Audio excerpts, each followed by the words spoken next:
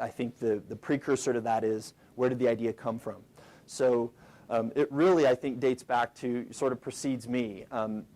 My mother's side of the family, Mexican. My grandfather's family came from Mexico. He raised his family in LA.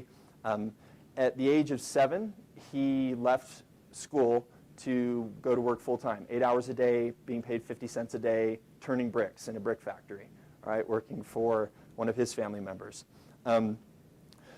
So you would think, in one sense, and certainly the fact is that his formal education was very minimal, but his desire to learn and his passion for learning and the emphasis he placed on education with his own children and his grandchildren — I'm named after my grandfather, Cedronio, but I'm just Sid — was always there. And that was something that I felt as a kid. It's like two distinct things. We go back to LA from Utah to visit Grandpa, and it's like he always has a bag of nickels from gambling in Vegas. That side of the family, not LDS, all Catholic.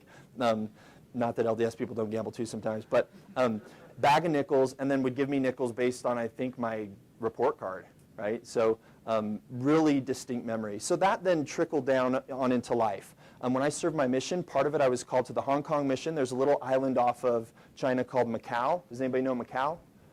All right, so I was in Macau and was part of the first, it was called a Mandarin group. It wasn't even a branch, right? You have wards, you have branches. This was a group. It was like, there was like less than a dozen of us. A few members, all from China, a few missionaries, a few local leaders. And there's two takeaways that I share from that, and this is all playing into where I'm going. It is going somewhere, I promise. But the first is that being part of a small team in a group and identifying with something and others who have something that you're all aligned in was something that is absolutely important to me. I just find that it makes every day meaningful. You have a very clear vision, and so the work is like not work. You just want to go bust your tail every day because you're trying to do something special. That, of course, is in a spiritual sense. This is much more secular, what we're doing with Zinch. The second thing was that one of those early members from China was actually applying to law schools in the States. And he was stressing over finding a ranked school, his LSAT. But the other part of it that I explained to him was that he has a background that is just very unique. Like, schools would love to have this young, bright, precocious man from China who has great English, but who came from a rural part of China, grew up on a farm. Families saved like 80% of what they earned just for their kids to go to college. I mean, it was just phenomenal, right? He had a story to tell. So I worked with him a little, put him in touch with my mother, who was an English teacher in the States, and eventually he came and he went to law school at BYU. Now his first job was in Houston, Texas, and now he's in Southern California. Makes great, has a great style, quality of life, faithful member of the church, 3 beautiful kids.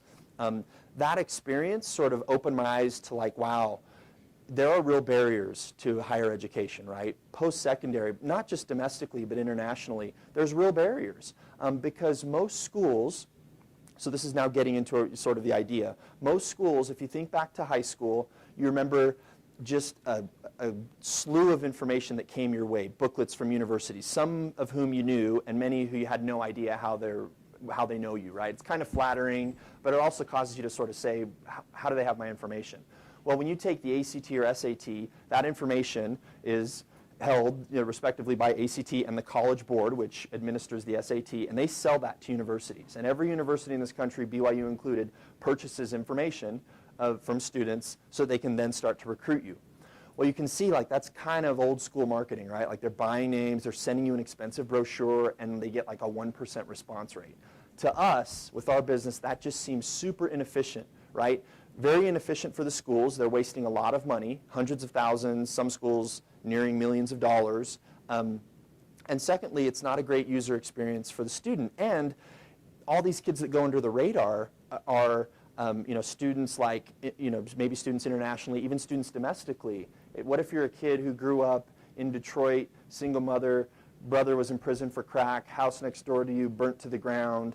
I knew one of these kids, and believe me, no schools were recruiting him. His SAT scores, I don't even think he took the SAT, right? At the same time, BYU and other schools want to increase the diversity. BYU, the Marriott School, probably needs more African Americans, right? And this plays itself out all over our country. So this is the idea of Zinch. This is how we said, well, let's create something that makes sense. Because if today, what's your name? Rob. So if we connect on Facebook today, I go to his Facebook profile, and I get to know him pretty quickly, right? I mean, I can see a few posts, I can see how people interacted, I can see some pictures, and it's like, oh, I kind of get a feel for who Rob is. He's a nerd, he likes to game online at night, and he hasn't dated in a while. You know, I don't know. But that's not the case. Well, pretty close. Yeah. Married, though. Oh, you are married. Good thing you're not dating then. So it just struck us as strange that it's so easy to get a feel for someone in a social sense, and yet universities, all of them, will oftentimes hear them saying, and we didn't learn this until after we started engaging with more of them, but they struggle to put personality to paper, right? They're reading your college application and they're like, okay, he's a 3.8. It's like all these statistics, but that doesn't convey kind of the essence of who you are all the time. So that was the idea with Zinch, and I wish I could show you some vibrant profiles, but just imagine, you know, the same thing you get when you're like on Facebook, right? But geared with a very specific purpose, that this is all professional.